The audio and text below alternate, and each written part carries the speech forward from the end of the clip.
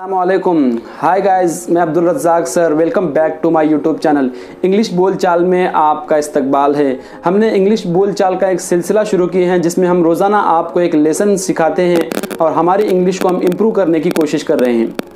कल हमने lesson number 15 में देखा था कि टेंसेस और उसकी किस्में हमने देखी थी कि टेंसेस किस तरह से हैं, क्योंकि हमको ग्रामर को समझना बहुत ज़रूरी है, टेंस को समझना बहुत ज़रूरी है। क्योंकि हम जब भी कोई बात करते हैं, एक तो हम प्रेजेंट की बात करते हैं, या फिर हम पास्ट की बात करते हैं, या फिर हम फ्यूचर की बात करते हैं। इसको स्ट्रक्चर को हमको समझना बहुत ज़रूरी है। अब हम देखेंगे कि इन तीनों किस्मों की भी चार चार किस्में हैं। अभी इसको हम इस चार्ट की मदद से समझने की कोशिश करेंगे। जैसा प्रेजेंट टेंस को अगर देखा जाए, प्रेजेंट टेंस में चार किस्में हैं। अब वो चार किस्में कौन सी हैं? सबसे पहली है सिंपल टेंस, जिसको हम इनडेफिनिट टेंस भी कहते हैं। उसके बाद दूसरा कौन सा है? Present continuous tense. उसके बाद कौन सा है? Present perfect tense. उसके बाद कौन सा है? Present perfect continuous tense.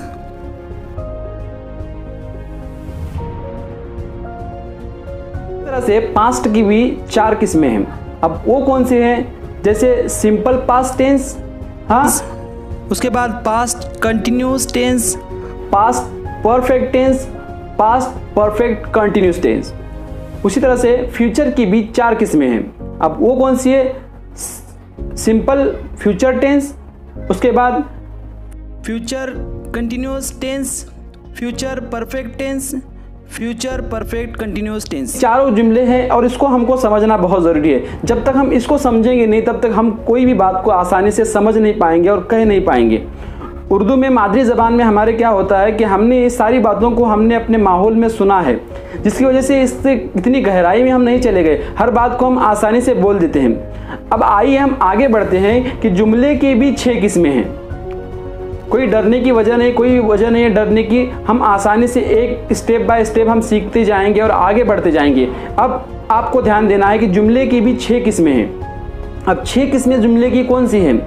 Sentence की वो कौन सी 6 किस्में हैं जिसको हम बोलते हैं? ऐसे हम आम जबान में भी बोलते हैं, लेकिन उसको हमने कभी कवायद को हमने समझने की कोशिश नहीं की। आज हम उसको इंग्लिश में समझने की कोशिश करेंगे। जैसे देखिए, अब हमको कोई एक जुमला कहना है। जुमला जैसे मुस्बित जुमला है। मुस्बित जुमला, इसको क्या कहता है? Affirmative sentence. अफर्मेटिव सेंटेंस यानी क्या? मुस्बित जुमला। कोई अगर एक जुमला है, इसकी 6 किस्में कौन से मैं सबको बताता हूं। उसके बाद आपको एक एग्जाम्पल के जरिए समझाने की कोशिश करूंगा कि वो जुमला किस तरह से बदलता हुआ जाता है। 6 किस्में उसकी कौन सी है? सबसे पहला है अफर्मेटिव सेंटेंस, यानी मुस्बित जुमला। नंबर 2 कौन सा है? निगेटिव सेंटेंस, यानी मनफी जुमला। नंबर 3 कौन सा है? Interrogative affirmative sentence, helping verb के साथ, यानी फेले माविन से शुरू होने वाला जुमला। इसको हमने देखा था। उसके बाद नंबर 4 है interrogative negative sentence with helping verb, यानी फाले माविन से शुरू होने वाला मनफी जुमला। उसके बाद नेक्स्ट कौन सा है? Interrogative affirmative sentence, question word के साथ, यानी सवालिया लफ्ज से शुरू होने वाला मुस्बित जुमला। उसके बाद 6 नंबर पे है interrogative negative sentence, question word के साथ शुरू होने वाला, यानी सवालिया लफ्ज से शुरू होने वाला मनफी जुमला। अब इसको इतना बहुत ज़्यादा गहराई में जाने की ज़रूरत नहीं है। आसान ज़बान में अगर हम इसको मिसालों के ज़रिए समझेंगे, एग्जाम्पल के ज़रिए हम समझेंगे, तो बहुत आसानी से हम इसको समझ पाएंगे। देखिए, सबसे पहला जो अफर्मेटिव सेंटेंस है, यानी मुस्बित जुमला है, वो कैसा है? अगर मुझे आम जबान में, हमारी उर्दू जबान में, मादरी जबान में मुझे कहना है कि मैं जाता हूं, मैं जाता हूं, इसको इंग्लिश में हम कैसे कहेंगे? You can say in English I go. मैं जाता हूं, आई गो, मैं जाता हूं। उसी जुमले को हम जब निगेटिव में जाते हैं, निगेटिव सेंटेंस बनाते हैं, मनफी जुमला जब बनाते हैं, जब हमको कहा जाए मैं जाता हूं, हम उसका जुमला, निगेटिव जुमला, मनफी जुमला क्या कहेंगे? मैं नहीं जाता, मैं नहीं जाता। तो इसको हम इंग्लिश में किस तरह से कहेंगे? I don't go, I don't go, मैं नहीं जाता। अब उसके बाद उसकी तीसरी किस्म कैसी है? Interrogative affirmative sentence helping verb के साथ, यानी फाले माविन से शुरू होने वाला जो जुमला है, क्या है? क्या मैं जाता हूं? क्या मैं जाता हूँ, डू आई गो, क्या मैं जाता हूँ। उसके बाद आगे बढ़ते हैं हम, जैसे इंटरोगेटिव नेगेटिव सेंटेंस कैसे बनाते हैं हेल्पिंग वर्ब के साथ जब जोड़ के हम, यानी फेले माविन से शुरू होने वाला मनफी जुमला, इनकारिया जुमला। हाँ, जैसे हमने ऊपर कहा था कि क्या मैं जाता हूँ, अब उसी का उल्टा हम क्या करेंगे, क्या मैं नहीं जाता हूँ, क्या मैं नहीं जाता हूँ, डोंट आई गो। हाँ, डोंट आई गो, क्या मैं नहीं जाता हूँ। उसके बाद नंबर 4 पे था कि इंटरोगेटिव अफर्मेटिव सेंटेंस, यानी सवालिया लफ्ज से शुरू होने वाला मुस्बित जुमला हमको बनाना है, क्योंकि शुरुआत क्या हो उसकी, सवालिया लफ्ज से हो। अब सवालिया लफ्ज भी इंग्लिश में 12 है, वो भी हम आगे देखेंगे कि कौन से सवालिया लफ्ज 12 हैं। अब ये हम देख रहे थे पहला जुमला कि मैं कहाँ जाता हूँ, सवाल क्या है, कहाँ, इसमें आया है सवालिया लफ्ज, इंग्लिश में शुरू होना है सवालिया लफ्ज शुरू होना, मैं कहाँ जाता हूँ। अब यहां पर हम सवालिया शुरू करेंगे वेयर, क्वेश्चन वर्ड से हम शुरू करें, where do I go, where do I go, मैं कहाँ जाता हूँ, होगा ना हमारा सवालिया जुमले से शुरू, वेयर डू आई गो, मैं कहाँ जाता हूँ। नंबर 6 पे क्या था, interrogative negative sentence, question word के साथ हमको शुरू करना है, सवालिया लफ्ज से शुरू करना है, और वो भी कैसा जुमला, मनफी जुमला। जैसे मैं कहाँ नहीं जाता हूँ, मैं कहाँ नहीं जाता हूँ, इसको भी सवालिया जुमले से शुरू करना है, सवालिया लफ्ज से शुरू करना है, और कैसा, मनफी नहीं वाला। जैसे where don't I go, where don't I go, मैं कहाँ नहीं जाता हूँ।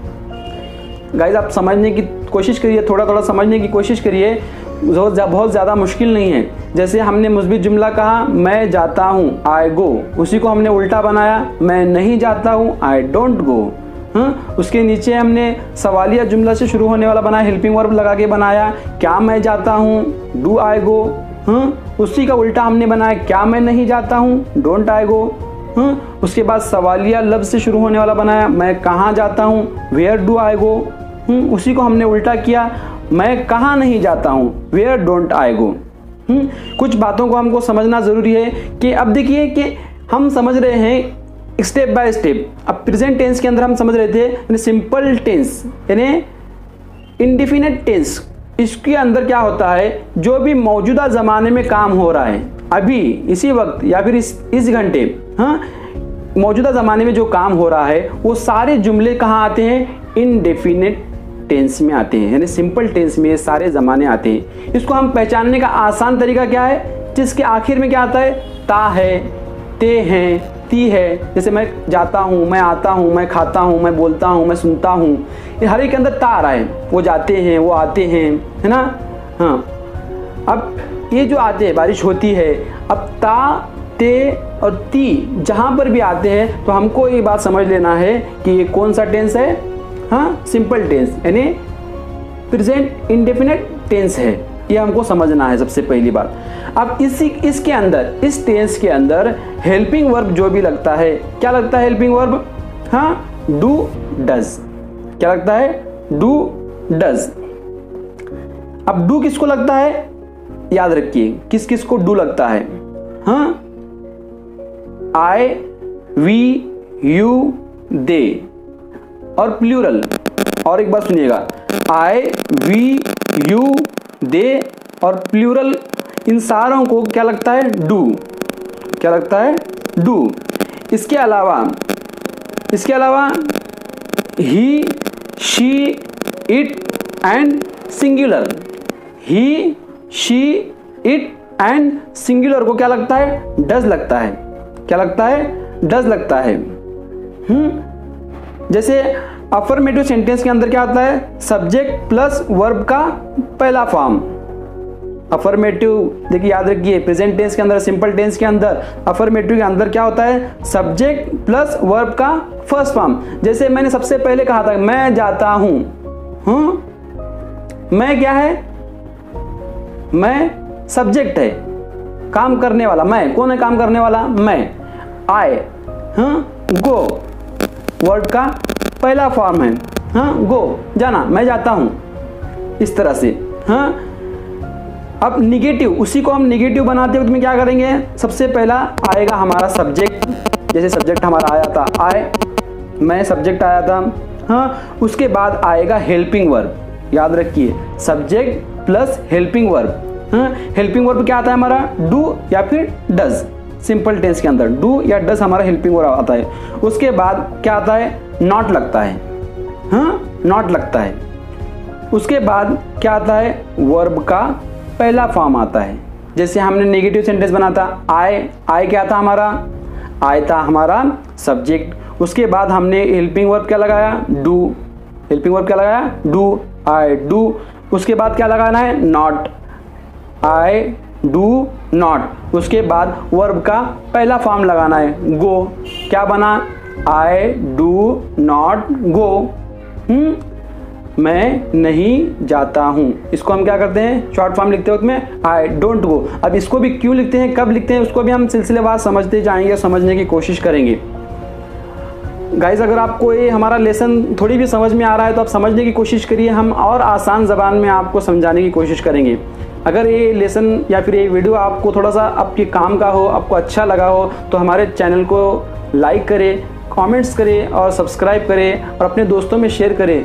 हाँ, ताकि हमारे वजह से किसी का अगर फ़ायदा हो रहा है इस वक्त में तो बहुत हमारे लिए बड़ी बात है, खुशनसीबी वाली बात है। Thanks for watching, thank you once again.